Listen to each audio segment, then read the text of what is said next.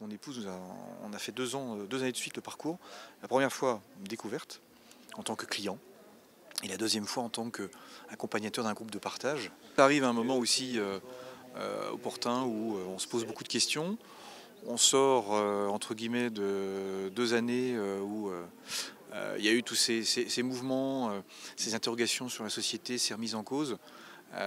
Et on a, nous, trouvé que c'était un lieu où on pouvait aussi peut-être trouver des réponses et en tout cas réfléchir à plusieurs autour de tout ce qui se passe.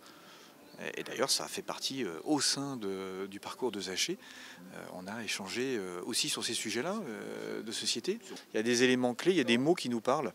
Je pense que parcours Zaché, il me semble que c'est tout d'un coup, le parcours met des mots sur des choses qu'on avait en soi, qu'on vit, qu'on a remarqué, mais sur lesquelles on n'est pas, évidemment, on ne met pas forcément un mot. On ne met pas quelque chose. Là, on l'identifie clairement. On dit ça, ok, j'ai compris, c'est ça. Et le fait de l'identifier, ça permet de se l'apprivoiser, de se l'intégrer, puis d'avancer avec ça, plus facilement. Voilà. Au quotidien aussi, ça fait changer un peu le regard qu'on a sur les choses. Je ne sais plus par rapport à quel enseignement, mais je me mettais le matin à un exercice où il faut regarder tous les gens qui vous entourent comme des créatures de Dieu. Et la première personne que j'ai rencontrée, c'était dans le métro à Lyon, une personne qui était avec un gilet fluorescent, qui canalisait un peu les flux des personnes qui prennent le métro le matin.